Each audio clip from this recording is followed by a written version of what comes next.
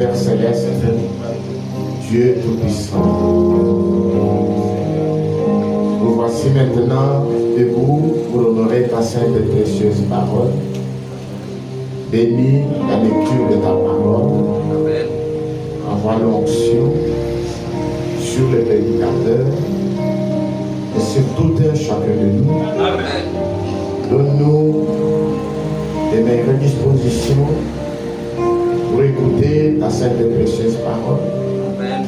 Nous voulons écouter comme écoutent les disciples. Amen. Visite-nous, Seigneur, et fais en sorte que ta parole trouve une place dans le cœur de tout un chacun. Amen.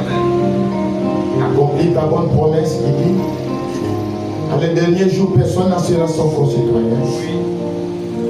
En disant connaît l'Éternel, mais que tous seront enseignés de Dieu. Amen. Fais-les, Seigneur, pour ta gloire et pour notre édification. Au nom de notre Seigneur Jésus-Christ. Amen. Amen. Apocalypse chapitre 1, verset 4. Jean aux sept églises qui sont en Asie. Que la grâce et la paix vous soient données de la part de celui qui est, qui était, qui vient, et de la part de cet esprit qui sont devant son trône. Asseyez-vous, s'il vous plaît. Et de la part de Jésus-Christ, le témoin fidèle, le premier des morts et le prince des rois de la terre. À celui qui nous aime, qui nous a délivrés de nos péchés par son sang, et qui a fait de nous un royaume de sacrificateurs pour Dieu, son Père. À lui soit la gloire et la puissance au siècle du siècle. Amen. Amen. Voici, il vient avec les nuées, et tout elle le verra, même ceux qui l'ont percé, et toutes les tribus de la terre se lamenteront à cause de lui. Oui, Amen. Je suis l'alpha et l'oméga, dit le Seigneur Dieu, celui qui est, qui était et qui vient, le Tout-Puissant. Et Dieu ajoute la bénédiction à la lecture de sa parole. Amen. Aujourd'hui, nous allons terminer avec le premier chapitre du livre d'Apocalypse. Et nous avons intitulé le sermon de ce matin, la vision de Patmos. C'est un sermon que le frère Branham m'a apporté. Et vous pouvez le relire également à la maison. Nous parlons du livre d'Apocalypse. C'est un livre prophétique, au même titre que le livre de Daniel dans l'Ancien Testament. Le livre d'Apocalypse a été écrit par l'apôtre Jean. L'apôtre Jean est le dernier apôtre survivant et qui est mort d'une mort naturelle. Tous les apôtres sont morts comme des martyrs. Nous sommes à Éphèse. C'est une église qui a été fondée par l'apôtre Paul. Et c'est Timothée qui était pasteur local de l'église d'Éphèse. Après le départ de Timothée, c'est l'apôtre Jean qui fut pasteur à Éphèse. Pendant que Jean était à Éphèse, comme ancien de l'église locale, à cause de la manifestation de la puissance de la résurrection, Jean fut persécuté. Il était même bouilli dans l'huile pendant 24 heures. Sans mourir. Il fut accusé de sorcier. Et ainsi, il fut exilé sur l'île appelée Patmos. Pas parce qu'il était malfaiteur, mais exilé à cause du témoignage de Jésus-Christ. Amen. Ceux qui l'ont exilé sur l'île de Patmos, ses bourreaux, pensaient que Jean allait être tué par la famine, par le froid, par la morsure des scorpions ou des serpents. mais le Seigneur les protégea. Amen. Et c'est sur l'île de Patmos que Jean reçut la révélation du livre d'Apocalypse. C'est là qu'il écrivit le livre d'Apocalypse. Amen. Le premier chapitre parle de la révélation de Jésus-Christ. Dans la révélation de Jésus-Christ, nous voyons la divinité suprême Amen. de notre Seigneur Jésus-Christ. Jésus-Christ, c'est lui le Dieu tout-puissant. Amen. C'est lui le Jéhovah de l'Ancien Testament. S'il vous plaît, ne mettez plus les gens derrière. Il y a beaucoup de place ici. Jean, exilé sur l'île appelée Patmos, il vit les jours du Seigneur. Les jours du Seigneur, ce n'est pas un samedi, comme disent les sabbatiques. Ce n'est pas un dimanche. Nous les hommes, nous comptons en année. Mais Dieu, quand il parle d'un jour, il s'agit de 1000 ans. Amen.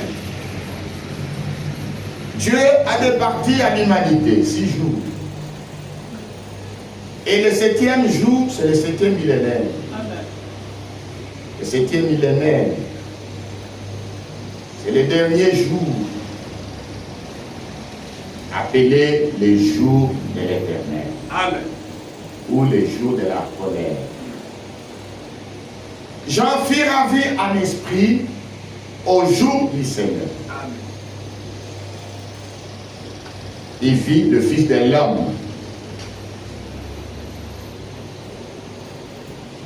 Il vit le Fils de l'homme dans les jours de sa colère. Il tomba à ses pieds pour mort. Et le Seigneur le releva, il dit, Jean, n'aie pas peur. Je suis vivant, j'étais mort. Je tiens les clés de la mort et du séjour de mort. Amen. Ce que tu vois, écris-le et envoie-le pour cette église. Ils sont en Asie mineure, à Éphèse, à Smyrne, à Pergame, à Thyatire, à Sardes, à Philadelphie et à Laodicée. Amen.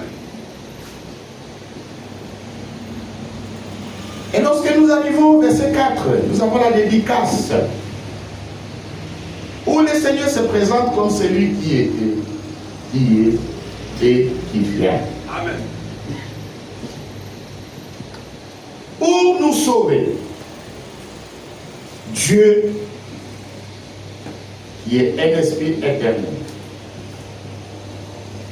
et Dieu en tant qu'esprit n'a ni chair ni os. Personne ne peut le voir. Il habite une lumière inaccessible. Amen. Et c'est Dieu invisible pour nous sauver. Après la chute de l'homme, Dieu avait donné la promesse de la venue des Rédempteurs. Le Rédempteur devait venir pour nous sauver et pour nous racheter. Ce Rédempteur, qui est le Sauveur, c'est Dieu lui-même. Dieu a promis de venir lui-même et nous sauver. Amen.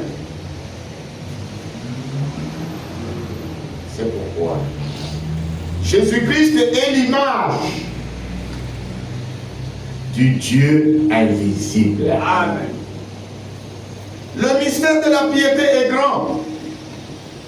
Dieu a été manifesté dans la chair. Amen. Dieu était en Christ, réconciliant le monde avec lui-même. Amen. Ainsi, pour nous sauver, Dieu s'est fait homme. Amen. Il a porté le nom de la nouvelle alliance. Le nom de Jésus-Christ. Et Jésus-Christ a une triple nature. Pour comprendre la parole de Dieu, il faut connaître la nature de Dieu. Si vous connaissez la nature de Dieu, vous serez à mesure de comprendre également sa parole. Amen. Beaucoup de confusion qui règne dans les églises, c'est autour de la divinité de Jésus-Christ. Amen. Il y a ceux qui enseignent que Jésus-Christ est une deuxième personnalité de la Sainte Trinité. Et que Dieu est à part, un vénérable vieillard, et que Jésus-Christ est un jeune homme.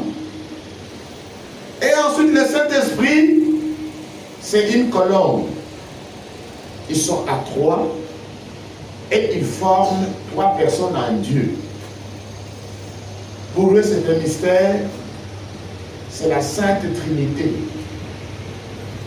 Cette théorie de la Sainte Trinité n'existe pas dans les Saintes Écritures. Amen.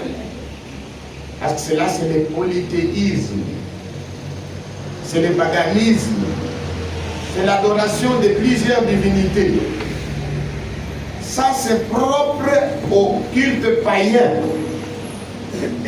Que ce soit les Égyptiens, que ce soit toutes les nations païennes, adoraient plusieurs divinités. Mais nous savons que le véritable Dieu, c'est le Dieu qu'adoraient Abraham, Isaac et Jacob. Amen. Jésus a dit à la femme samaritaine, vous adorez ce que vous ne connaissez pas. Nous adorons ce que nous connaissons, car le salut vient des Juifs. Amen. Jésus-Christ, celui de Jéhovah de l'Ancien Testament, toute la plénitude de la divinité a habité corporellement en lui. Et Jésus-Christ a une triple nature. Il est celui qui est, qui était et qui vient. Amen. Amen. Amen. Jésus-Christ est esprit. Amen. Il a donné la promesse à ses disciples. Et c'est très important. Nous allons lire cela dans Jean chapitre 14. C'est très important. Pour comprendre la parole de Dieu, nous devons connaître la nature de Dieu. Jean chapitre 14. À partir du verset 16. Et moi je prierai le Père, et vous donnerez un autre consolateur, afin qu'il demeure éternellement avec vous. L'esprit de vérité que le monde ne peut recevoir, parce qu'il ne le voit point et ne le connaît point. Mais vous, vous le connaissez, car il demeure avec vous, et il sera en vous. Amen. Je ne vous laisserai pas orphelin, je viendrai à vous. Amen. Il dit, je viendrai à vous. Amen. Amen. Encore un peu de temps et le monde ne me verra plus. Mais vous, vous me verrez quand je vis et vous vivrez aussi. Amen. Amen. C'est le jour de la Pentecôte que Jésus, selon sa promesse, est revenu. Amen. Amen. Amen. Amen. Actes des Apôtres chapitre 2. Le jour de la Pentecôte, ils étaient tous dans un même lieu. Et tout à coup, il vint du ciel un bruit comme celui d'un vin impétueux. Et il remplit toute la maison, ils étaient assis. Des langues semblables à des langues de feu leur apparurent, séparées les unes des autres et se posèrent sous chacun d'eux. Et ils furent tous remplis du Saint-Esprit. Et se mirent à parler en d'autres langues selon que l'Esprit leur donnait de s'exprimer. Alléluia. Amen. C'est le jour de la Pentecôte Et Jésus est revenu. Cette fois-ci sous forme du Saint-Esprit. Amen. Dans la colonne de feu. Pendant les jours où Jésus était sur la terre, on ne voyait plus la colonne de feu. Pourquoi? Parce que la colonne de feu, c'est le Saint-Esprit d'une manière matérielle. Amen. Sous forme matérialisée. C'est comme ça que Dieu est apparu à Moïse dans une colonne de feu. Et quand Jésus était sur la terre, on ne voyait plus le Saint-Esprit. Pourquoi? Parce que toute la plénitude de la divinité était en lui. Amen. C'est lui qui avait reçu l'Esprit sans mesure. Amen. Mais quand il est mort, il a été enseveli. Et il est ressuscité. Et il est monté au ciel. Il disait, je vais au Père. Il est retourné dans sa forme originale. Et la colonne de feu. Et les jours de la Pentecôte, il est revenu dans l'église. La même colonne de feu est revenue dans l'église cette fois-ci. Elle s'est séparée. Amen. Ainsi, depuis les jours de la Pentecôte, Jésus-Christ, en tant qu'esprit, est dans son église sur la terre. Et ceux qui reçoivent le Saint-Esprit reçoivent une portion de l'Esprit de Dieu. Amen. Ceux qui enseignent que toute la colonne de feu s'était incarnée dans le prophète William Branham sont gravement dans l'erreur. Amen. Et Branham a reçu une portion. Amen. Les apôtres ont reçu chacun une portion. Amen. Amen. Nous recevons chacun une portion. Amen. Il y a un seul homme en qui toute la plénitude de la divinité était incarnée, c'est dans la personne de Jésus-Christ. Amen. Maintenant, Saul de Tarse, qui est venu après, qui n'a pas marché avec le Seigneur, qui n'était pas au nombre des disciples, puis il était pharisien, zélé pour la tradition de ses pères, et il persécutait les disciples du Seigneur Jésus-Christ. Alors qu'il se rendait à Damas,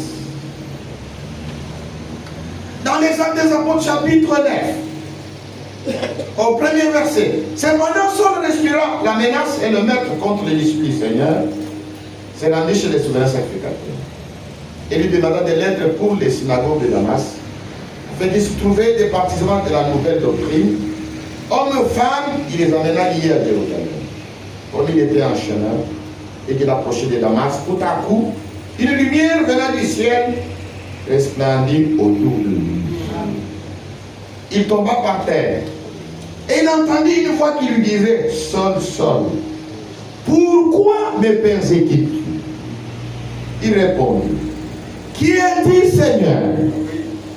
Et le Seigneur dit, je suis Jésus que tu persécutes. Amen. Et c'est dur de rejoindre contre des ennemis. Que le nom de Jésus-Christ soit glorifié. Amen. Saul de Tarse était un juif instruit dans la loi mosaïque. Il connaissait que le Dieu de leur père était apparu à Moïse dans une colonne de feu. Amen. Et nous pouvons lire cela dans Exode. Exode, c'est le deuxième livre de la Bible. Chapitre 3.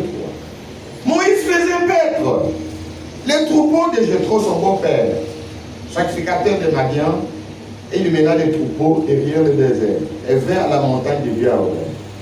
L'ange de l'Éternel lui apparut dans une flamme de feu au milieu d'un buisson. Moïse regarda et voici le buisson était tout en feu et le buisson ne se consumait pas. Moïse dit, je vais me tourner pour voir quelle est cette grande vision et pourquoi le buisson ne se consume point. L'Éternel vit qu'il s'est détourné pour voir et Dieu l'appela du milieu du buisson et dit, Moïse, Moïse. Et il répondit, me voici. Dieu dit, n'approche pas d'ici, ôte tes souliers de tes pieds, car les liens sur lesquels tu te tiens est une terre sainte. Et il ajouta, je suis le Dieu de ton père, le Dieu d'Abraham, le Dieu d'Isaac et le Dieu de Jacob. Amen. Moïse se cacha le visage car il craignait de regarder Dieu. Amen. Amen. Nous voyons que cette même colonne de feu, dans les buissons ardents, Moïse l'appela Seigneur. Et la voix qui nous parlait du milieu du buisson dit, je suis le Dieu de ton père, le Dieu d'Abraham, d'Isaac et de Jacob. Et vous verrez que plus tard, Moïse lui demanda, quel est ton nom? Il est vrai que j'irai à la rencontre de mes frères. Ils me demanderont, quel est le nom de Dieu qui t'est apparu? Et c'est ici où le Seigneur dit à Moïse, je suis celui qui suis. Amen. A dit l'Éternel. Amen. Amen. Et Paul savait cela. Que Dieu est esprit. Amen. Et que la forme matérialisée de l'esprit, c'est la colonne de feu. Amen. Dans l'Ancien Testament, celui qui voyait la colonne de feu, il voyait Dieu. Amen. C'est pourquoi, quand la voix l'appela du milieu de la colonne de feu, Saul répondit, Seigneur, amen, qui es-tu pour que je te persécute? Il dit, je suis Jésus que tu persécutes. Amen. Nous comprenons. Et Jésus-Christ, en tant qu'esprit, il est revenu dans l'église. Amen. Sous forme de la colonne de feu et s'est séparé le jour de la Pentecôte. Amen. Que le nom de Jésus-Christ soit glorifié. Amen. Amen. Jésus-Christ aussi est la parole. Amen. C'est sa deuxième nature. La deuxième nature de Jésus-Christ. Il est la parole. Jean chapitre 1. Premier verset.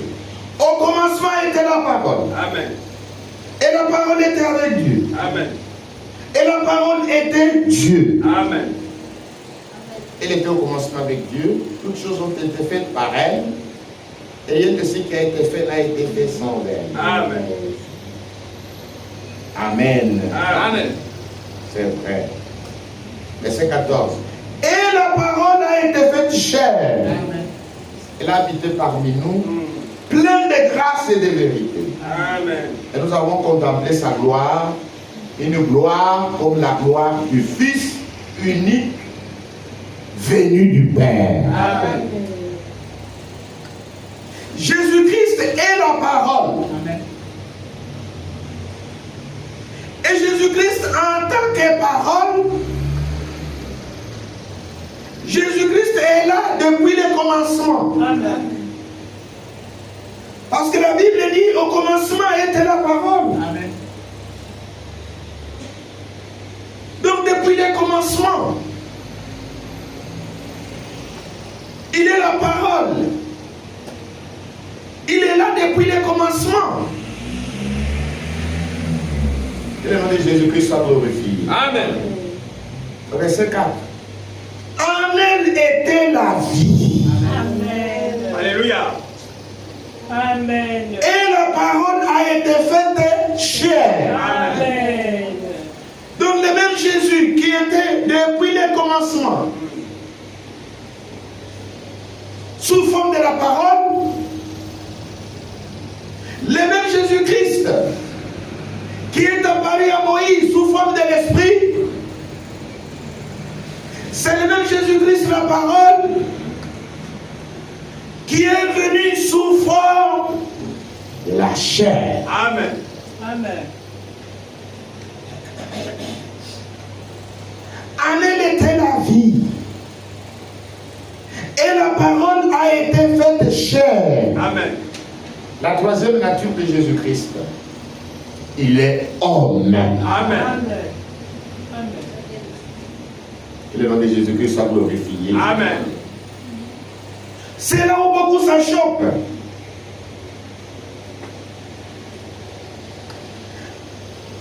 Ils disent, mais comment est-ce qu'un simple homme est-il être Dieu?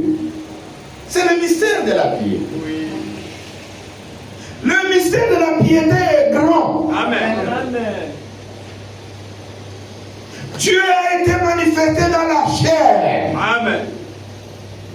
Dieu s'est fait un corps de chair pour habiter au milieu de son peuple. Amen. Pour devenir le frère de l'homme. Amen. Pour être visible. Amen. Pour goûter à la condition de l'homme. Amen. Et il est homme. Et en tant qu'homme, il est dans le ciel. Sur le trône de grâce. Que le nom de Jésus-Christ soit élevé. Amen. Jésus, homme, est dans le ciel. Amen. Il est monté dans le ciel, un Jésus physique. Amen. Et nous l'attendons. Que le nom de Jésus-Christ soit glorifié. Amen. Actes des Apôtres, chapitre 1. Quand vous lisez tout le premier chapitre des Actes, vous verrez que il est question de l'ascension de Jésus-Christ. Au verset 10, verset 9. Après avoir dit cela, donc, il parlait avec ses disciples. Après avoir dit cela, il fut élevé pendant qu'il les regardait. Et une nuée les déroba à leurs yeux. Et comme ils avaient les regards fixés vers le ciel, pendant qu'ils s'en allaient, voici des hommes vêtus de blanc leur apparurent et dirent, hommes galiléens, pourquoi vous arrêtez-vous à regarder au ciel?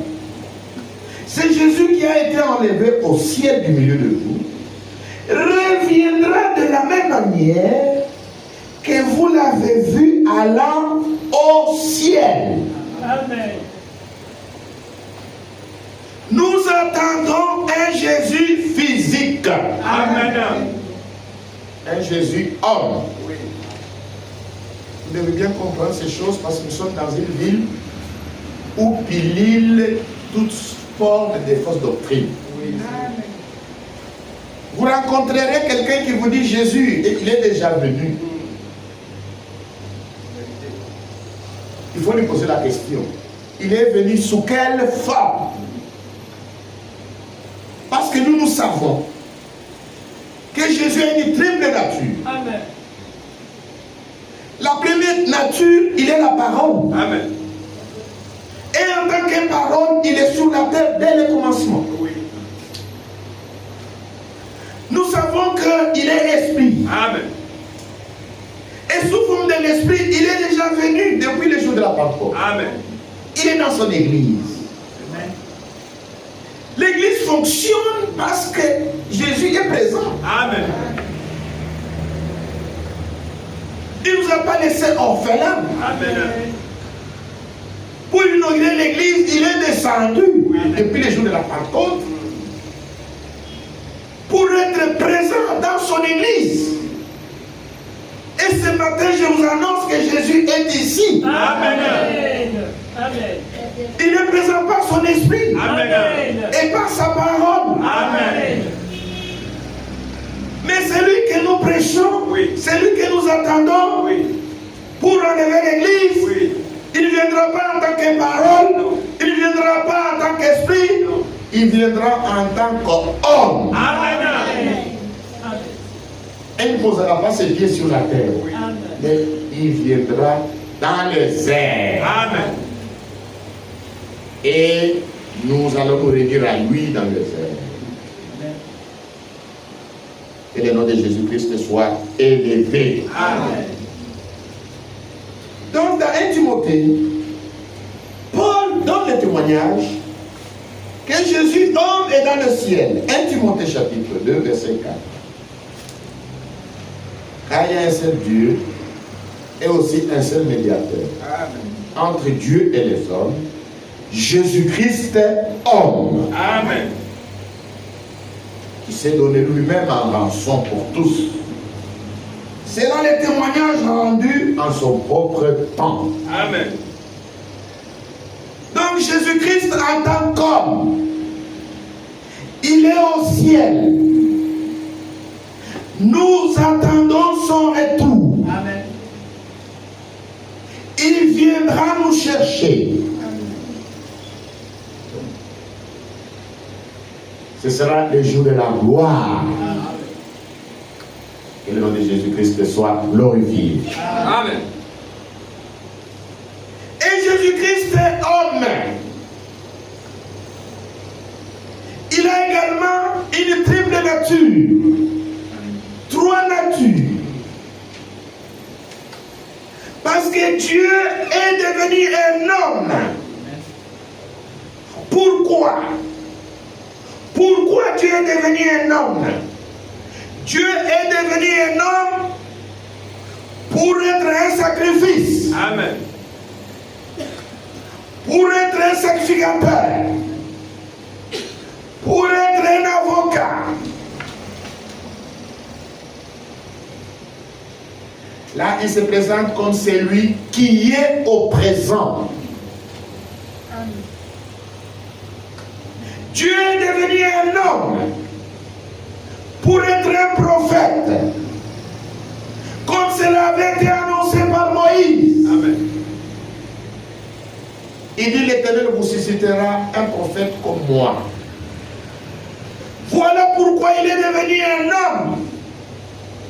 Pour être un prophète. Jésus-Christ est devenu un homme. Pour être un roi. Amen. Et on appelle le fils de David. Et pour toutes les trois natures, il s'est identifié. En tant que prophète, il s'est identifié à un aigle. Amen. Amen. Amen. En tant que sacrifice, il s'est identifié à un agneau. Amen. Et en tant que roi, il s'est identifié à un lion. Amen. Et nous devons comprendre la nature de Jésus-Christ pour comprendre sa parole. Amen. Quand nous lisons dans Deutéronome,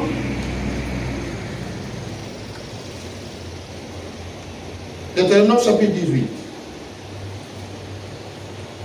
Moïse donne une promesse. Deutéronome chapitre 18.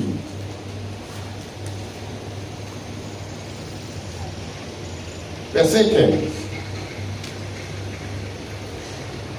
L'Éternel ton Dieu te suscitera du milieu de toi dans tes frères un prophète comme moi. Vous l'écouterez. Amen. C'est pourquoi quand Jésus vint,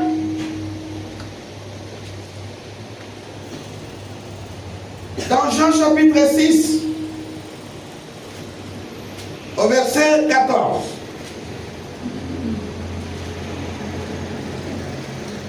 ces gens ayant vu le miracle que Jésus avait fait, disaient, Celui-ci est vraiment le prophète qui doit venir dans le monde. Amen. Alléluia. Amen. Jésus est le prophète qui devait venir dans le monde.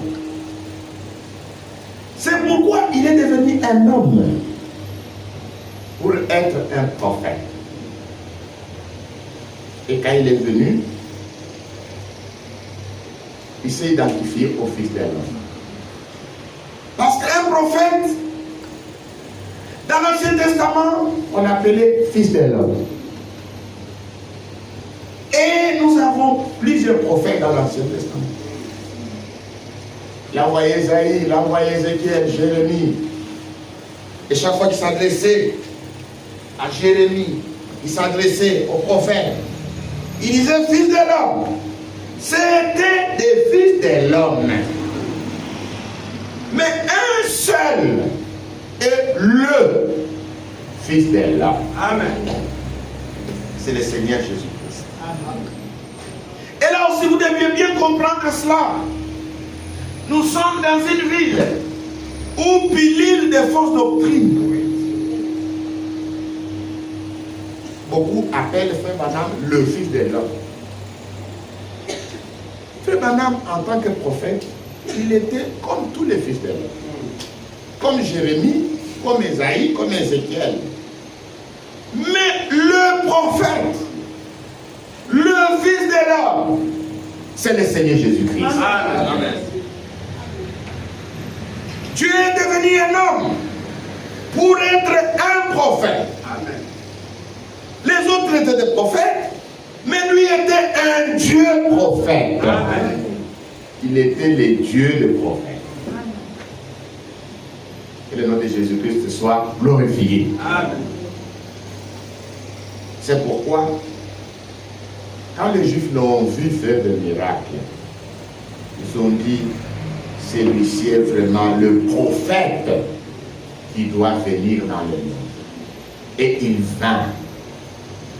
Mais ils ne le reconnurent pas. En tant que prophète, il s'est identifié à l'aigle. Amen. L'aigle est un oiseau particulier. Plus haut il monte, plus bas il voit distinctement. Et il place son nid sur le sommet des rochers. C'est là où il passe, c'est petit. Et il chasse. Il les ramène la nourriture fraîche. Et il le nourrit bec à bec. Il est différent du corbeau. Le corbeau est un charognard. Mais l'aigle, lui, ne se nourrit jamais de la charogne. Amen. Que le nom de Jésus-Christ soit glorifié. Amen. Maintenant, Jésus-Christ est devenu un homme pour être un sacrifice. Amen. Pour être un sacrificateur. Et les prophètes ont annoncé cette venue. Ils l'ont identifié à un agneau. Ésaïe chapitre 53. Verset 5. Mais il était blessé pour nos péchés, brisé pour nos iniquités. Les châtiments qui nous donnent la paix tombaient sur lui. Et c'est par ses métrissures que nous sommes guéris. Amen. Verset 7. Il a été maltraité, opprimé. Il n'a point ouvert la bouche. Semblable à un agneau comme dans la boucherie. Amen. À une brebis muette devant ceux qui l'attendent. N'a point ouvert la bouche. Amen. Amen. C'est pourquoi le prophète Jean, qui est venu comme précurseur de sa première venue, lorsqu'il a vu Jésus venir à son baptême, voici comment Jean l'a présenté. Jean chapitre 1, verset 29. Le lendemain, il vit Jésus venant à lui et il dit, voici l'agneau de Dieu qui ôte les péchés du monde. Amen. C'est vrai. Jésus est devenu, Dieu est devenu un homme pour être un sacrifice et pour être un sacrificateur, il s'est identifié à un agneau. Apocalypse chapitre 5, verset 6. Et j'ai vu au milieu du trône et des quatre êtres vivants et au milieu des vieillards un agneau qui était là comme immolé. C'est lorsque Jean vit un esprit qui monta au ciel et il vit un ange puissant qui criait, qui est digne d'ouvrir les livres et d'en rompre les sceaux. Il dit, personne dans les ciels, sur la terre ni sous la terre, ne peut ouvrir les livres ni les regarder. Je pleurais beaucoup de ce que personne ne fut trouvé digne d'ouvrir les livres ni de les regarder. Et l'un des veillants me dit, ne pleure point. Voici les lions de la tribu de Juda. Le rejeton de la vie a vaincu pour ouvrir les livres et ses 7 sceaux. Et je vis au milieu du trône et des 4 êtres vivants et au milieu des veillards un agneau qui était là comme immolé. Amen. Ce passage de la Bible parle de la rédemption. Amen. Jean a vu la rédemption. Et celui qui a été immolé était un agneau. Amen. C'est le Seigneur Jésus-Christ. Amen. Pour nous sauver. Dieu est devenu un homme. C'est identifié à un animal de sacrifice. L'agneau, c'est un animal de sacrifice. Lui, quand vous le tuez, il se laisse faire. C'est une bête de sacrifice. Je connais bien le brebis parce qu'on les élevait chez nous. C'est véritablement un animal de sacrifice. Que le nom de Jésus-Christ soit glorifié. Amen. Amen. Quand la chute est venue dans le monde, la seule voie que Dieu avait préparée pour pardonner son peuple,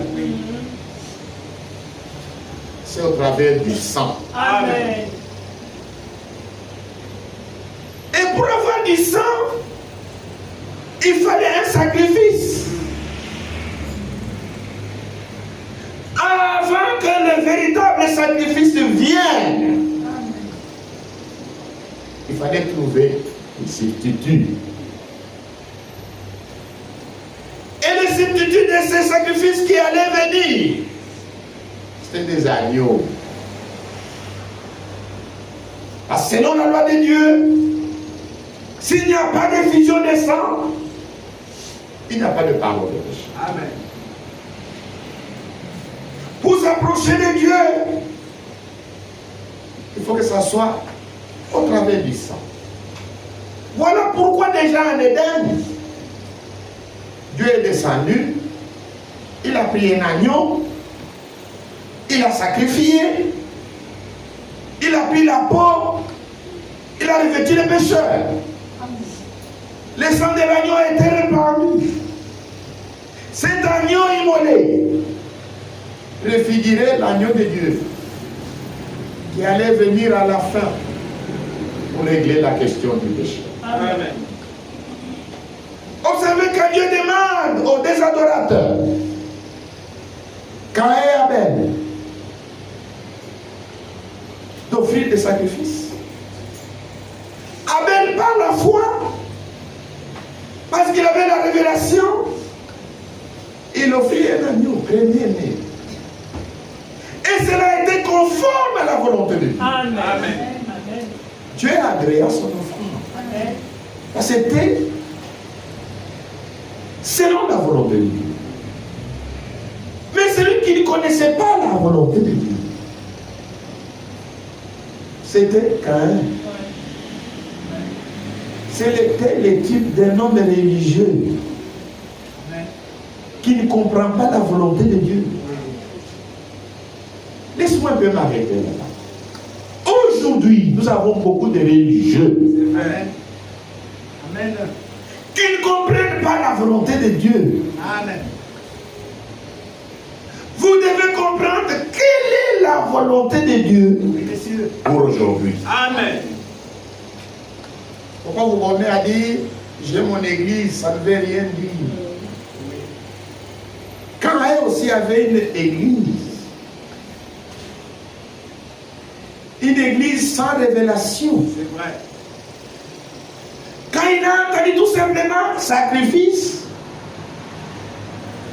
lui a pensé à quelque chose de propre, de beau. Il est allé, il a cherché le meilleur des fruits. Le fruit présente toujours un bel aspect. Il a choisi le meilleur fruit. Il a érigé un autel. Il a placé le fruit sur l'autel, mais c'était beau à voir. Dieu n'est pas dans cela. Amen. Amen.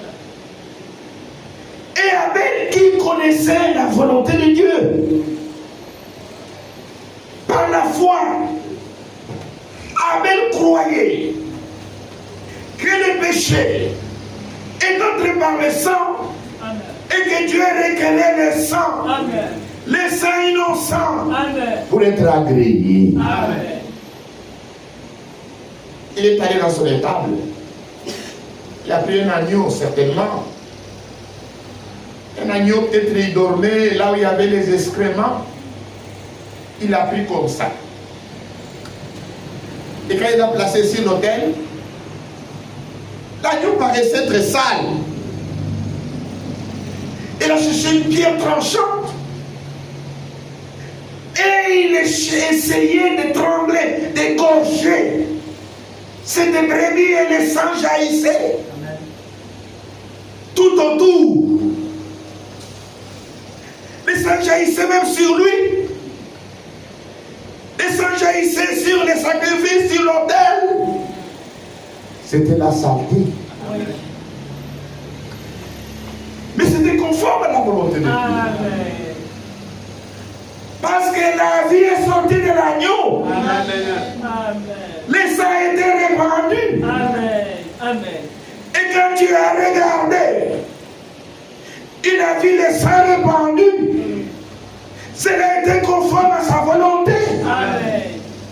Elle a tourné un regard favorable sur ceux qui apparaissaient sales pour Caïn, mais qui étaient conformes à la volonté de Dieu. Amen. Dieu agréa le sacrifice d'Abel. Amen. Vous devez connaître Dieu et sa nature. Amen. Et le nom de Jésus-Christ soit glorifié. Amen. Ainsi dans l'Ancien Testament, des millions et des millions de sacrifices, des bêtes, furent sacrifiés sur l'autel. Mais ce n'était que le sang des animaux. Le sang des animaux couvrait les péchés, mais le sang des animaux ne pouvait pas ôter les péchés. Alors que Dieu voulait ôter le péché Amen. par un seul sacrifice. Dieu voulait nous accorder une rédemption éternelle, Oui. un salut éternel. Amen. C'est pourquoi Dieu est devenu un homme Amen.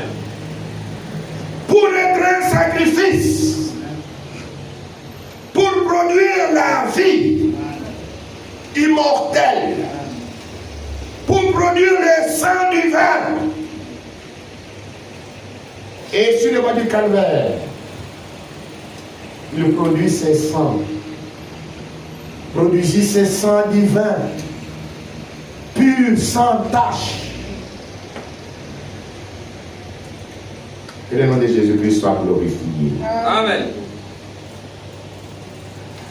Maintenant, dans l'Ancien Testament, Dieu avait donné une loi religieuse. Et dans cette loi, il y avait les sacrificateurs. Ceux qui offraient ces sacrifices. Tout le peuple devait amener les sacrifices auprès des sacrificateurs. Amen. Et les sacrificateurs eux-mêmes étaient pris parmi leurs frères. C'étaient des hommes mortels comme eux. C'est pourquoi chaque jour, les sacrificateurs, avant de commencer à offrir des sacrifices pour leurs frères, ils offraient d'abord des sacrifices pour leurs propres péchés. Amen. C'était des Lévites de la famille d'Aaron. Et une fois l'an, Aaron lui-même, en tant que grand souverain sacrificateur, entrait dans les lieux très saints qui représentaient le trône de Dieu sur la terre. Et il venait avec les sangs de la victime. Il aspergeait sur le propitiatoire les couvercles de l'âge. Et la colonne de feu brûlait ce sang-là. Et la fumée montait. Et le peuple louait Dieu. C'est de cette façon que Dieu accordait un pardon collectif au peuple. Amen. Tout cela, c'était l'ombre du sacrifice que le Seigneur allait donner une seule fois. Amen. C'est pourquoi Jésus-Christ est le Fils de Dieu. Il est venu sur la terre. Pas seulement pour être vu, mais l'objectif était d'aller mourir sur le bois du calvaire, à la croix. C'était pour répandre son sang. Il répandit son sang. Il mourut. Il vainquit la mort.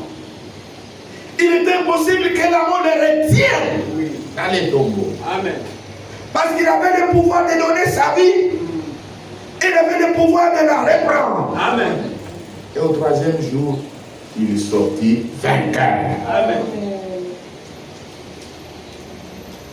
Et avec son propre sang, il monta avec son propre sang au ciel pour présenter son propre sang devant le trône de Dieu. Pas dans un tabernacle terrestre, mais dans le tabernacle céleste. Amen. C'est là où il se trouve présentement. Dans le tabernacle céleste, sur le trône de grâce, sur le trône de miséricorde, en tant que sacrificateur, offrant le sacrifice de son propre sang. Amen. Amen. Est-ce que nous sommes ensemble? Amen. Il est dans le ciel. Il est un sacrificateur compatissant. Amen.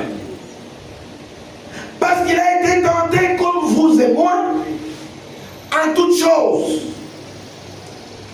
Maintenant, il peut comprendre ceux qui sont tentés et les secourir. Hébreux chapitre 2.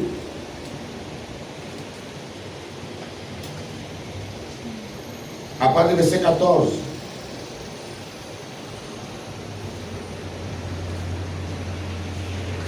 Ainsi donc, puisque les enfants participent au sang et à la chair, il y a également participé lui-même. Fait que par la mort, il anéantit celui qui a la puissance de la mort, c'est-à-dire le diable. Et qui délivra tous ceux qui, par crainte de la mort, étaient toute leur vie retenus dans la servitude. Au verset 16 maintenant. Car assurément, ce n'est pas à des anges qu'il vient en aide, Amen. mais c'est la postérité d'Abraham. Amen. Amen. Et tous les rachetés, par la foi, ils sont fils d'Abraham. Amen. Amen. En conséquence, il a dû être rendu semblable en toutes choses à ses frères, Amen. afin qu'il fût un souverain sacrificateur, miséricordieux et fidèle dans les services de Dieu pour faire l'expiation des péchés du peuple. Amen. Car il a été tenté lui-même dans ce qu'il a souffert, il peut secourir ceux qui sont tentés. Amen. Alléluia. Amen. Ainsi le Seigneur Jésus-Christ est au ciel en tant que sacrificateur avec son propre sang. Amen. Il fait l'expiation de nos péchés. Amen. Amen. C'est-à-dire, nous les rachetés. Il n'y a aucun péché qui subsiste contre nous devant nous. Amen. Parce que Jésus est sur le trône avec son propre sang. Chaque fois que nous tombons dans une faute, son sang expie nos péchés. Et là, en tant que souverain sacrificateur, miséricordieux, miséricordieux, c'est celui qui est enclin à pardonner. Amen. Amen. Amen. Il fait l'expiation du péché du peuple. C'est pourquoi Jean disait ceci. Un jour.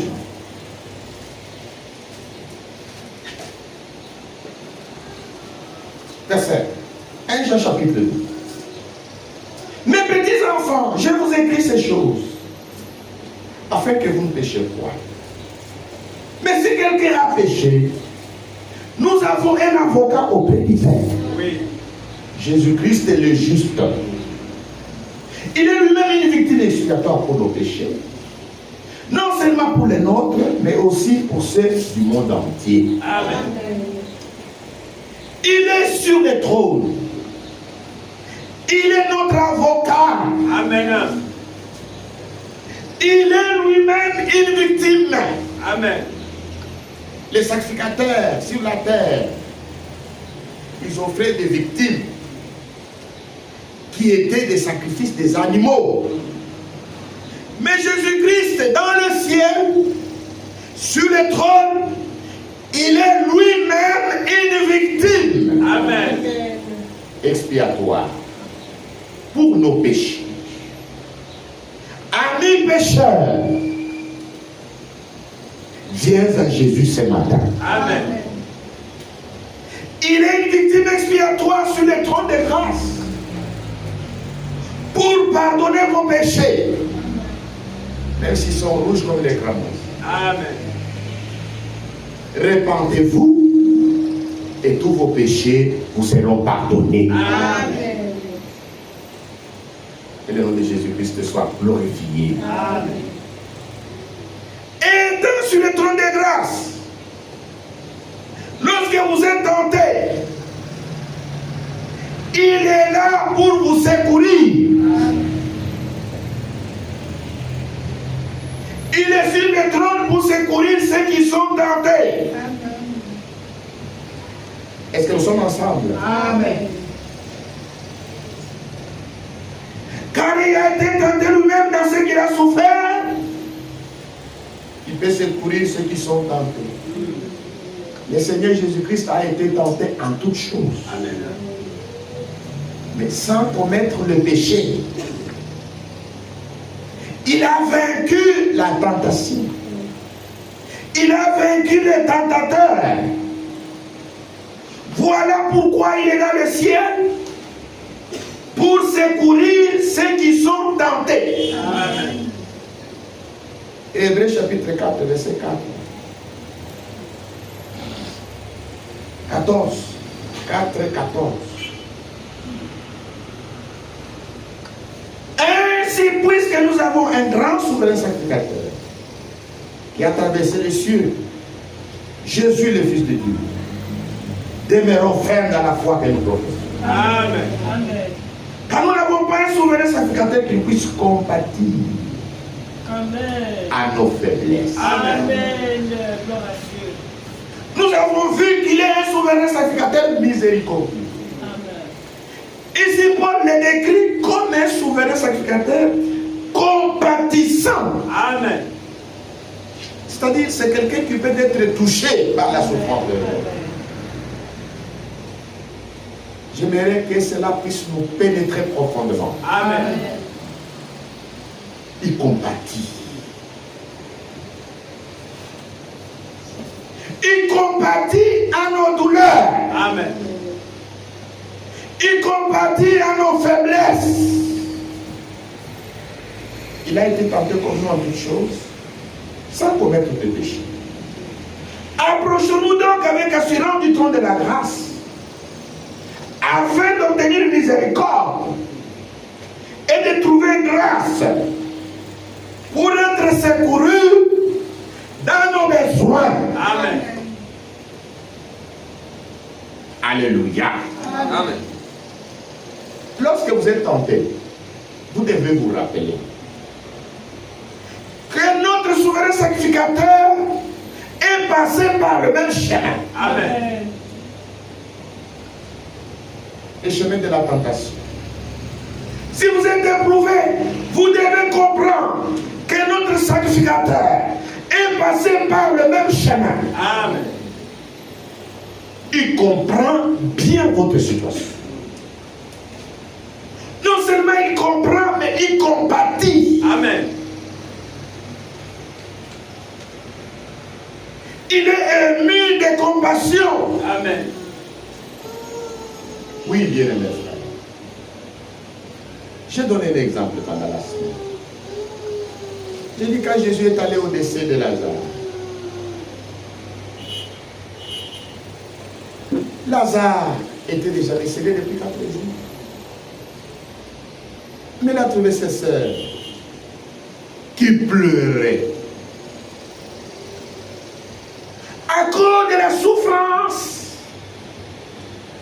du fait qu'elles avaient perdu un être cher. Elles étaient touchées.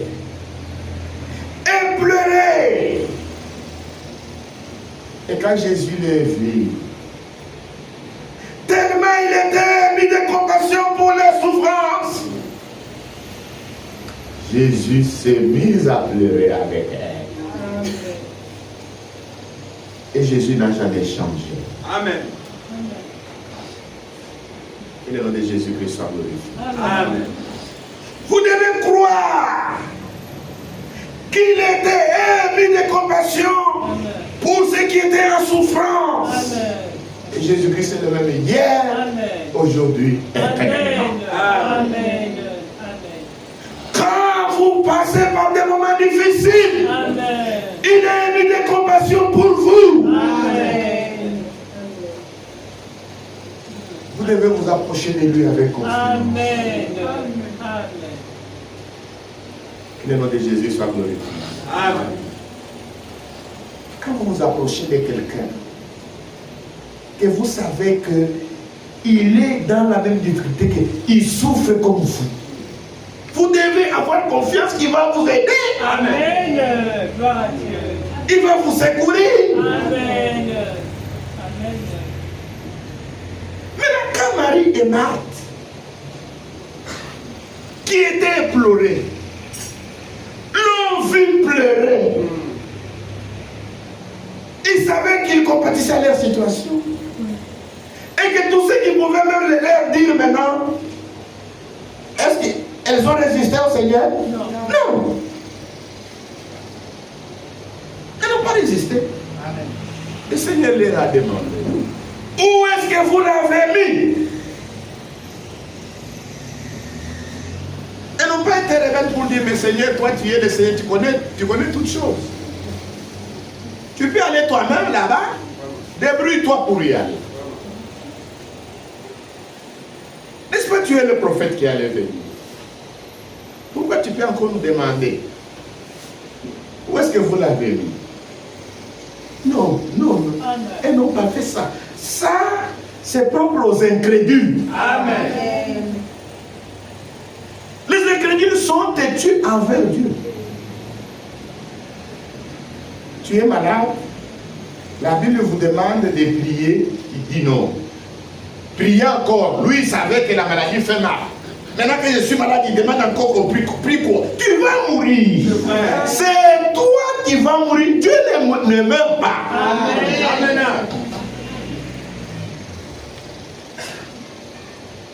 Dans ta rébellion, c'est toi le perdant.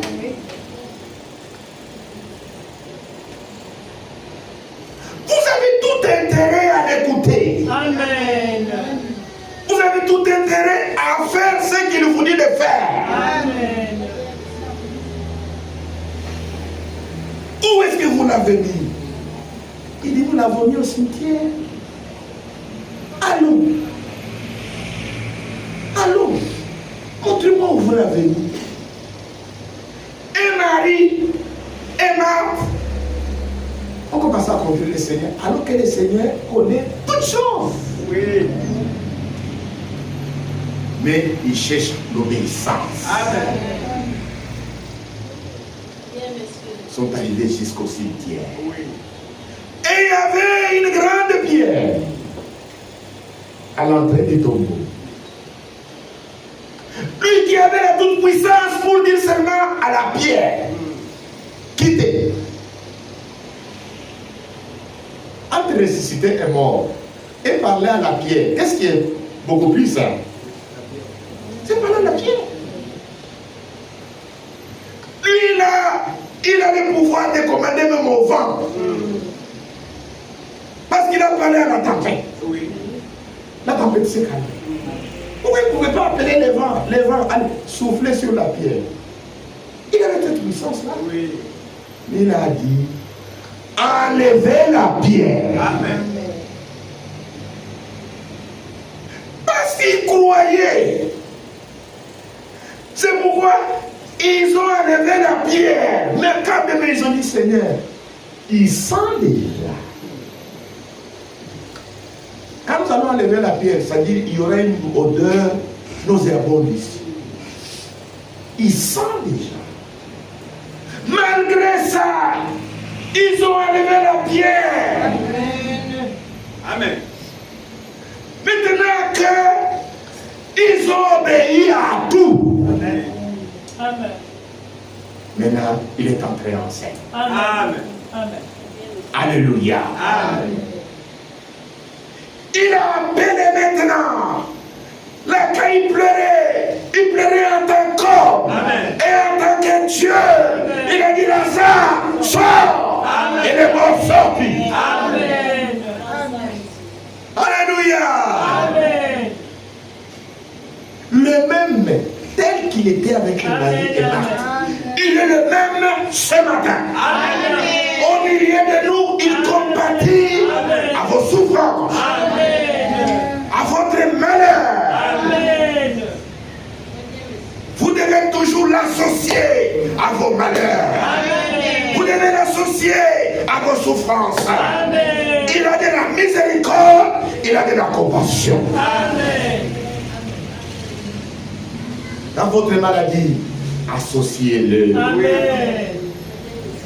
Associez-le à votre maladie. Amen. Oh Seigneur, ça fait mal. Aie pitié de moi.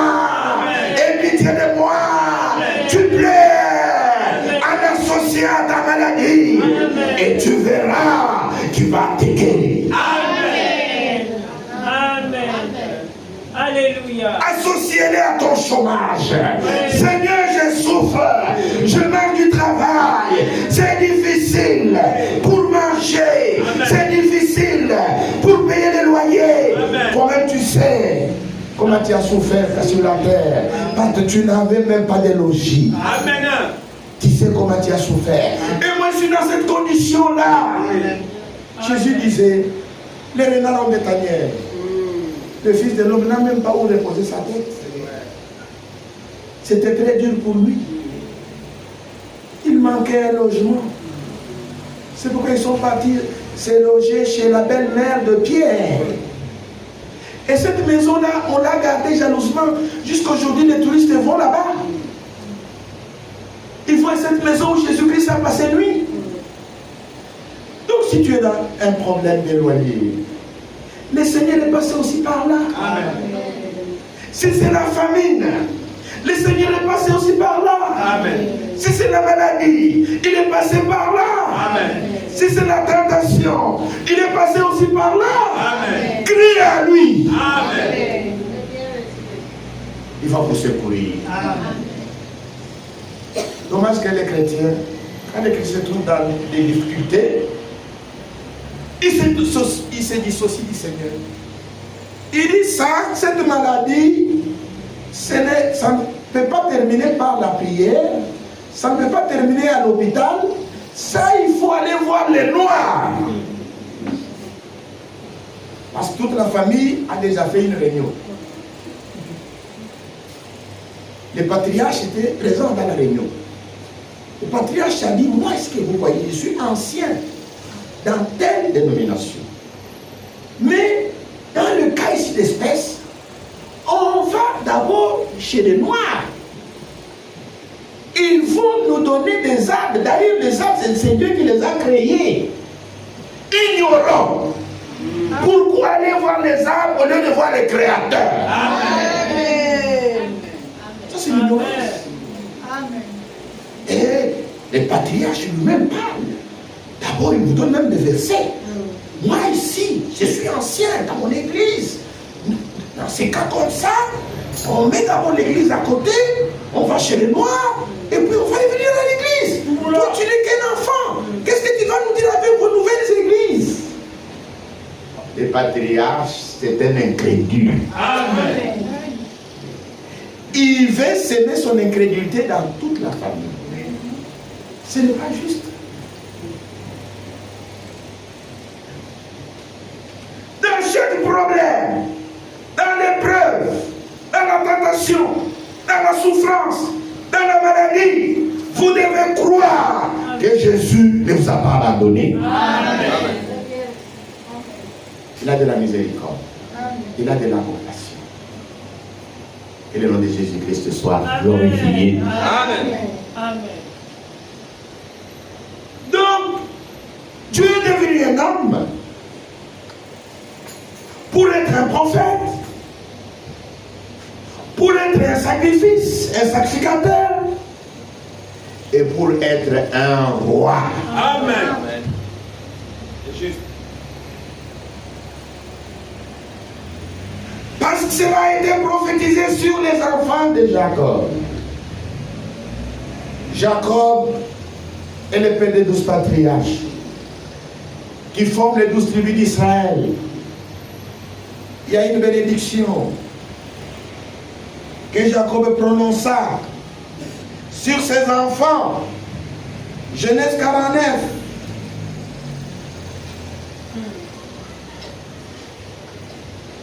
Verset 9. Judas est un jeune lion.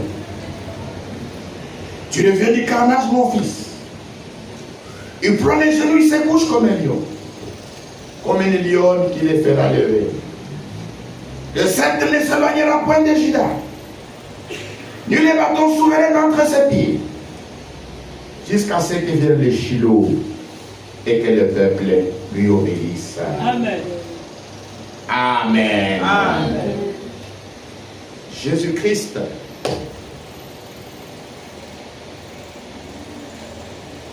il sera roi. Amen. Cela a été prophétisé sur lui. Voilà pourquoi quand il est venu pour la première fois, les Juifs qui connaissaient cette prophétie voulaient le faire roi. Mais ce n'était pas encore le temps. Que le nom de Jésus-Christ soit glorifié. Ce n'était pas encore le temps. Il s'est basé sur cette prophétie. Il croyait que le roi viendra de la tribu de Juda. Oui.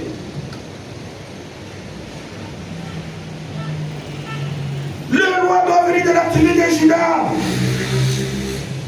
Tu es devenu un homme Amen. pour devenir un roi. Que le nom de Jésus soit glorifié. Amen. Maintenant,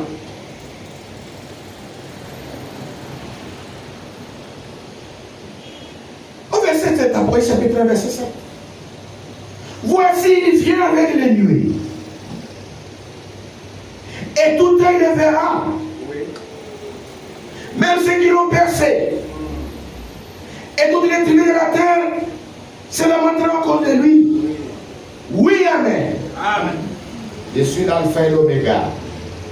Il est Seigneur Dieu. C'est lui qui est, qui était et qui vient, le Tout-Puissant.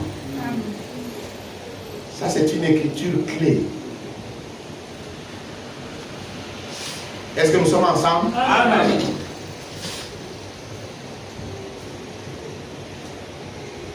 Nous avons la promesse de la venue de Dieu Tout-Puissant. Amen. Il viendra avec des nuées. Et tout œil le verra. Même ceux qui l'ont percé. Dieu a été percé. Amen. Nous n'avons aucune écriture dans les Saintes Écritures qui montre Jéhovah en tant que Jéhovah percé sur la terre. C'est lui qui a donné la promesse de revenir. C'est le Seigneur Jésus-Christ. C'est lui qui était déjà venu et qui a reçu les plaies. C'est le Seigneur Jésus-Christ. Donc, Jésus-Christ, c'est lui le Tout-Puissant. Amen. Dites quand même Amen. Amen. Voilà. Cette partie est très importante. Alors, comme je ne vais pas prêcher dans le désert, je vous demande d'abord de vous lever Amen. pour chasser les sommeils.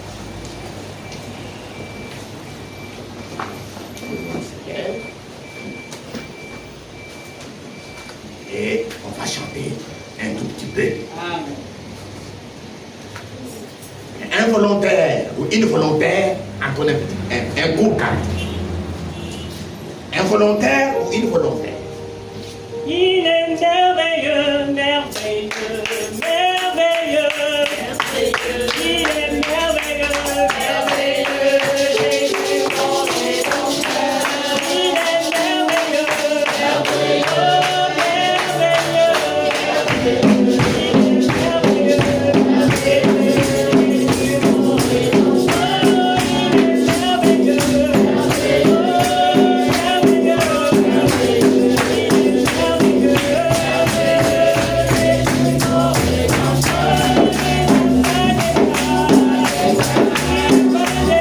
Il est merveilleux, merveilleux, merveilleux, merveilleux.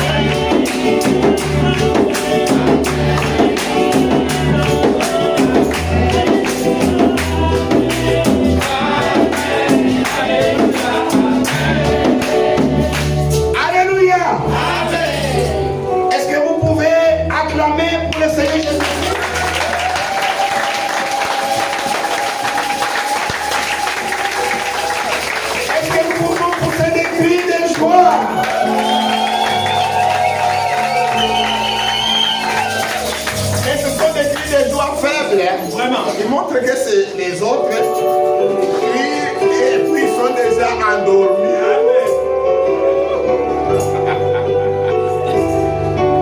Montrons que nous ne voulons pas dormir. Amen. Est-ce que vous pouvez acclamer pour le Seigneur Jésus-Christ?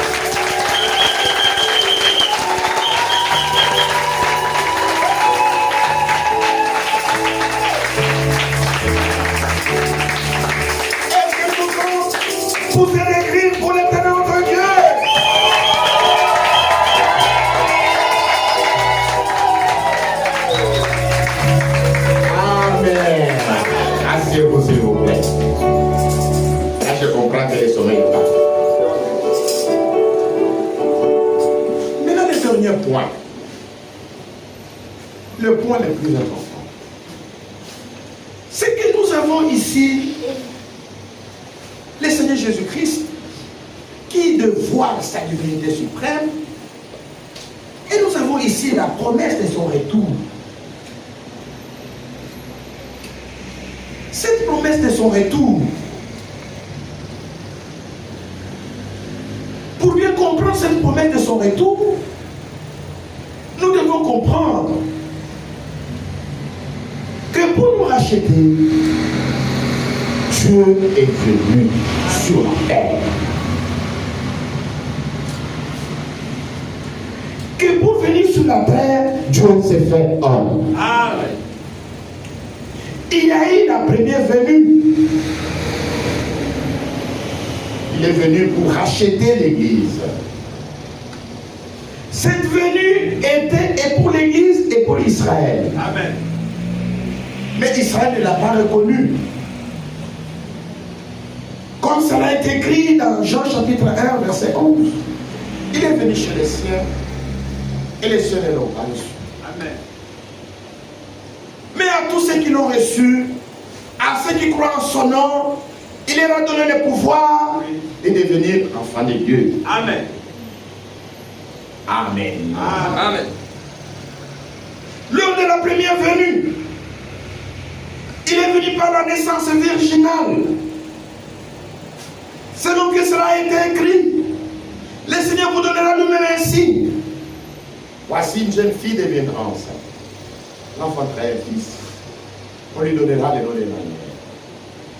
Et ce fils-là, Isaïe prophétise. Un enfant nous est né. Un fils nous est donné. On l'appellera admirable conseiller, Dieu puissant. Amen. Prince de la paix. Nous comprenons que Dieu est venu et il s'est fait homme. Amen. Il est venu pour nous racheter. Et il a accompli le salut sur le bas du calvaire. Et dans Jean chapitre 14, il avait donné la promesse de son retour. Il dit, je vais vous préparer une place. Et puis je viendrai. Amen. Voilà pourquoi l'Église du Seigneur attend le retour de Jésus-Christ. Amen. Amen. Et ça c'est très important. Vous devez connaître quelle est la volonté de Dieu pour aujourd'hui. Amen. Nous vivons dans quel âge de l'Église? Nous sommes dans le dernier âge de l'Église. L'âge qui verra le retour physique de Jésus-Christ. Amen. Il y a eu des signes qui ont été annoncés. Des signes précurseurs. Et on les voit comme à l'ennemi.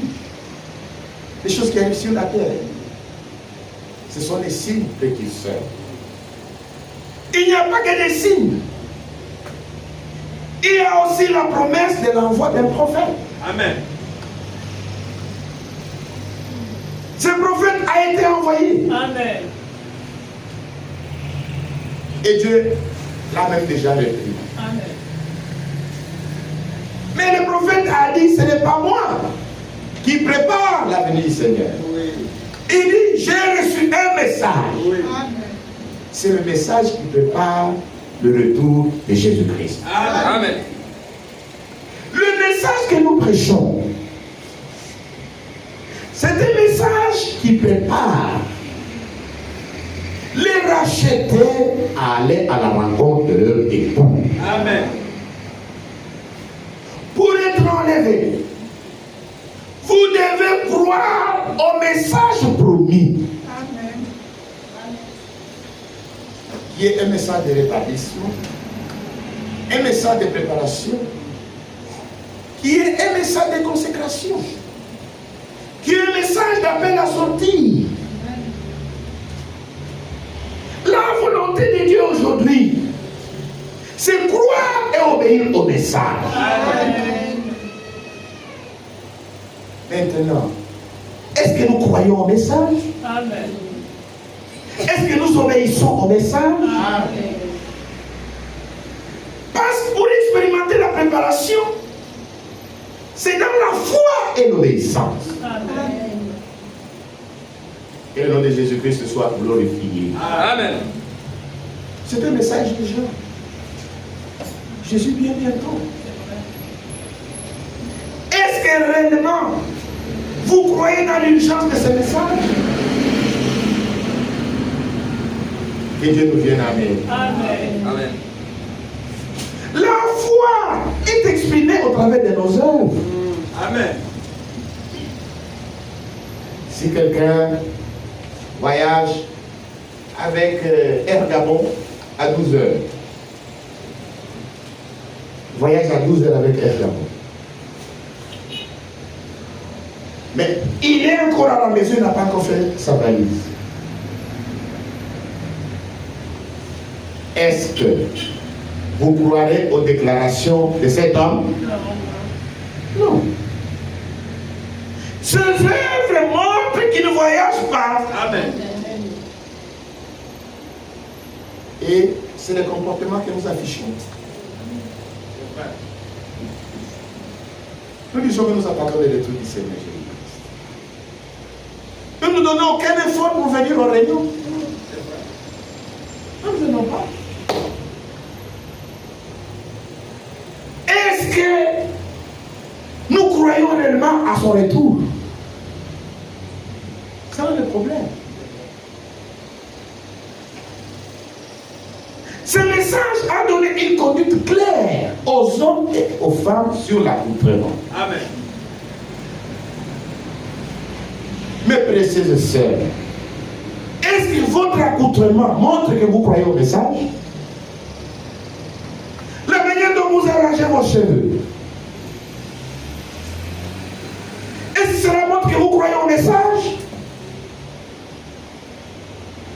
Le retour du Seigneur sera Une venue soudaine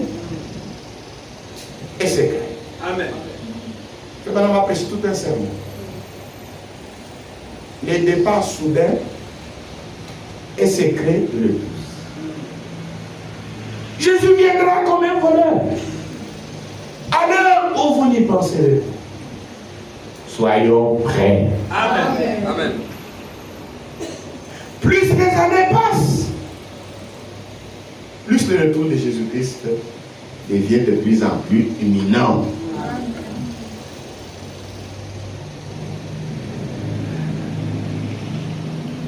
il y aura une grande déception parmi ceux Qui attendent cette venue-là. Ceux qui n'attendent pas cette venue ne seront pas surpris. La surprise sera générale sur ceux qui ont entendu le message De son retour, de sa venue, mais qui ont pris la chose à la légère.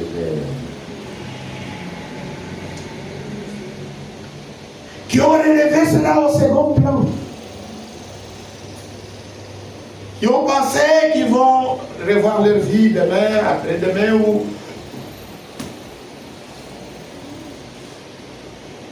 Ça sera catastrophique.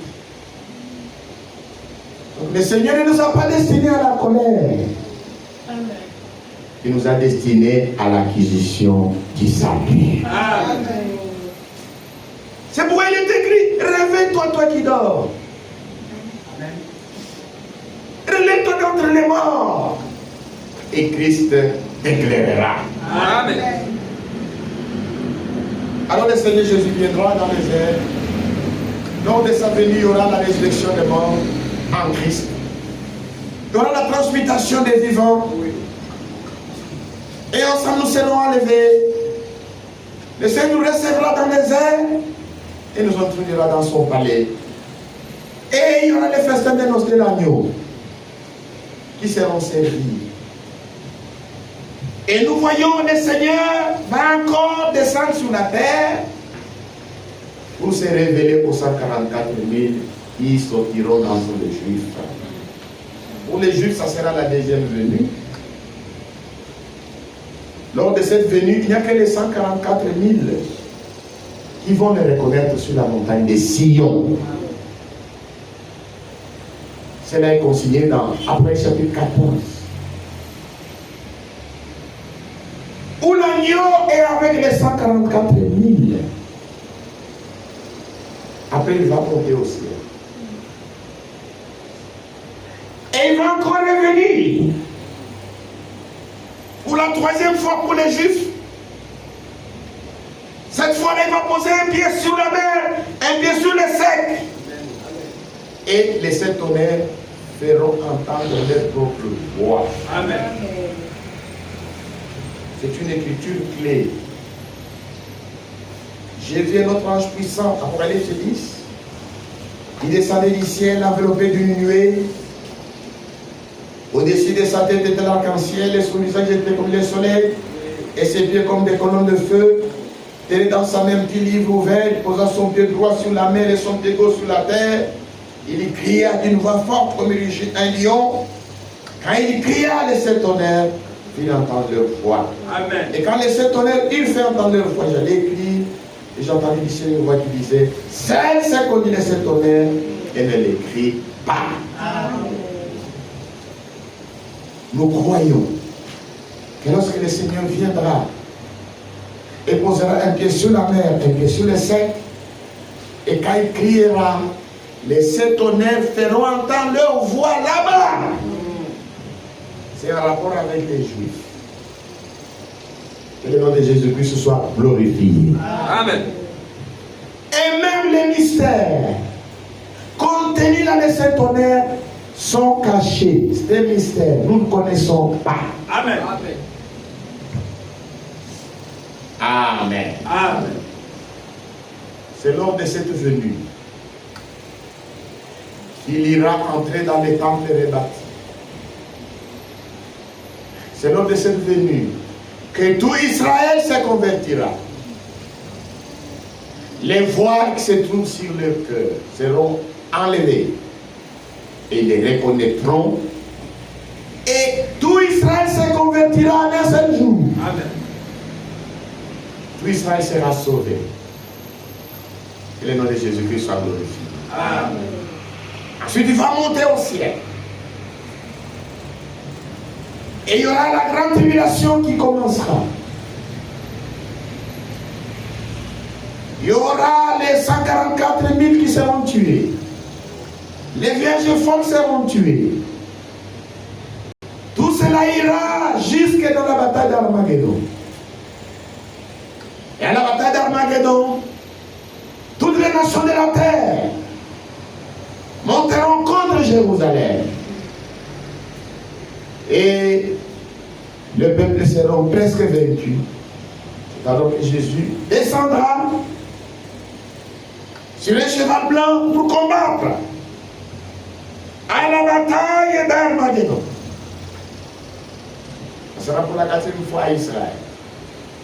Est-ce que nous sommes ensemble? Amen. C'est lui qui mettra fin à la bataille d'Armageddon. C'est lui qui va détruire toutes les armes qui sont sur la terre. Les missiles, les armes biologiques, chimiques, nucléaires, atomiques. Le monde est rempli de l'arsenal militaire. Et c'est à la bataille d'Armageddon que le Seigneur viendra et détruira tout. Amen. Va encore monter au ciel. C'est alors qu'il va prendre l'épouse et tous les anges pour descendre maintenant. Et ses pieds se poseront sur la colline des Oliviers. Amen. Ce sera la 5e fois pour Israël. Ça sera la 3e fois pour l'Église. Amen. Amen. Lors de cette dernière venue, il vient avec l'Église, il vient avec tous les anges. Et ses pieds se poseront à la montagne des Oliviers. C'est avant de commencer le règne de 1000 ans. Amen. C'est lors de cette venue que tout œil le verra. même ceux qui l'ont percé. Toutes les nations se lamenteront à cause de lui. Parce qu'avant de commencer le règne des milléniums, il y aura le jugement des nations, selon Matthieu chapitre 25. c'est après le jugement des nations Que le Seigneur établira le règne de paix de 1000 ans sur la terre. Amen. Et il sera roi sur toute la terre. Et nous, en tant qu'épouses, Nous régnerons avec lui. Que le nom de Jésus-Christ soit glorifié. Amen. C'est ce qui explique cette écriture qui dit il vient avec les nuées. C'est quand il viendra sur la montagne des Oliviers et que tout œil le verra. Comme il s'agit de la vision des Patmos, on continue. Verset 9. Après chapitre 1, verset 9. Moi, Jean, votre frère, Qui est part avec vous à la tribulation au royaume et à la persévérance en Jésus, j'étais dans l'île appelée Patmos à cause de la parole de Dieu et du témoignage de Jésus. C'est là nous l'avons déjà expliqué. j'ai vu la vie en esprit au jour du Seigneur. J'entendis derrière moi une voix forte comme le son d'une trompette. Il disait ce que tu vois, écris-le dans un livre. Et envoie-le aux sept églises, à Éphèse, à Smyrne, à Pergame, à Thyatire, à Sardes, à Philadelphie et à Laodicée. Toutes ces assemblées ont existé réellement sur la terre. Dans la partie actuelle qu'on appelle la Turquie, la Bible appelle cette partie l'Asie mineure. Mais ces assemblées Ont été prises à cause de leurs caractéristiques.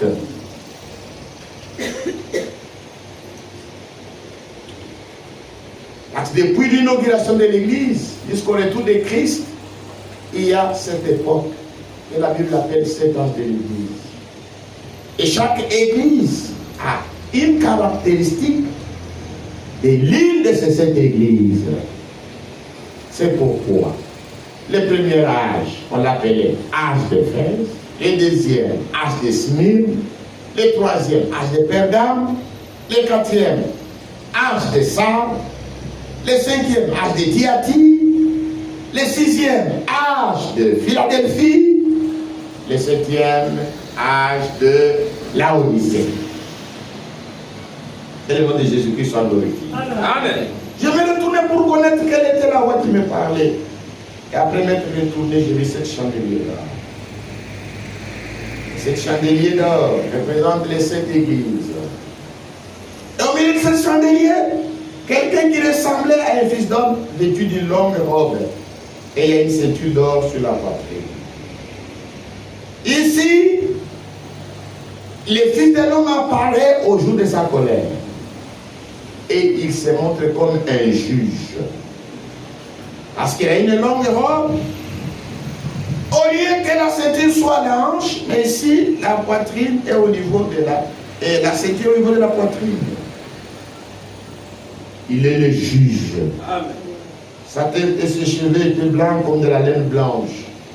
Les juges britanniques, ils portent des perruques blanches. Comme de la neige, ses yeux étaient comme une flamme de feu. Ça montre que l'agneau à ce temps-là sera coursé. Amen. Ses pieds étaient semblables à des lèvres ardents, comme s'il était embrasé dans une fournaise. Et sa voix était comme le bruit des grandes eaux. Nous qui vivons en bordure de la mer, nous comprenons ce que c'est le bruit des grandes eaux. Et Frère Branham m'explique que sa voix ces jours-là sera comme la voix des grandes eaux. C'est-à-dire quoi? C'est l'ensemble de la voix des prédicateurs. C'est-à-dire, toutes ces paroles que vous entendez, ce sont ces mêmes prédications qui vous condamneront. Amen. Il avait dans sa main droite cette étoile. Les 7 étoiles, c'est le nombre de messagers. Dans la main droite, il y a seulement 7 messagers, pas 8. Il n'y a aucune place pour cacophonie, aucune place pour bras parfait. Amen. Pour ceux qui croient dans la venue des cacophonie ou des bras parfaits sont gravement dans l'erreur. Comme actuellement, il y a une femme aussi qui s'est levée, qui s'appelle la dame élue. Il dit c'est elle maintenant qui est messagère pour préparer l'église. C'est une fausse prophétesse. Ne la croyez pas. Amen. De sa bouche sortait une épée aiguë à des tranchants. Et son visage était comme le soleil lorsqu'il brille dans sa force. C'est le jour de sa colère. Amis pécheurs, il y a un prédicateur qui autorise aux femmes de prêcher. Il disait, ces jours-là, nous allons discuter de cette question avec le Seigneur. Ces jours-là, il aura un visage qui brille comme le soleil. Comment est-ce que tu vas négocier avec lui? Dans cette ardente colère, pécheur, c'est aujourd'hui qu'il a une voix tendre. Qui vous appelle, c'est maintenant que vous devez aller à lui. Il est encore un agneau. Il a une voix douce et tendre. Mais ce jour-là, ce sera un jour terrible. Ce sera un jour de jugement.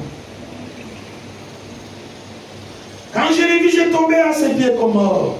Posa sur moi sa main droite en disant ne crains point. Je suis le premier et le dernier. Oui, dans l'Ancien Testament, Jéhovah se présente comme le premier et le dernier. Mais nous voyons ici, c'est le Seigneur Jésus qui se présente comme le premier et le dernier. Nous comprenons à ce titre-là que c'est lui qui est le Jéhovah de l'Ancien Testament. Amen. Et les vivants, j'étais mort, et voici je suis vivant au siècle des siècles. Je tiens les clés de la mort et du séjour des morts. C'est le Seigneur Jésus-Christ. Écris donc les choses que tu as vues, celles qui sont et celles qui doivent arriver après. Les mystères de cette étoile que tu as vu dans la main droite et de cette chandelier dehors, qui donne l'explication. De cette étoile sont les 7 anges de l'Église. Et les 7 chandeliers sont les 7 églises. Amen. Pour ce matin, que Dieu vous bénisse richement. Amen. Je vous invite à prier. Bien-aimés frères et sœurs, nous venons de voir le premier chapitre du livre d'Apocalypse. Nous venons de voir que le retour du Seigneur est proche. Et que comme à la première venue, il est écrit, Dieu ne fait rien sans avoir révélé son secret à ses serviteurs les prophètes. Amen. À la première venue, il a envoyé un prophète. Il a préparé sa première venue. Et lors de la seconde venue, il y a également une promesse. Il devait envoyer Élie le prophète. Élie est venu, il a livré son message. C'est le message d'Élie que nous avons écouté ce matin. Il a terminé sa tâche et le Seigneur l'a écrit dans la gloire.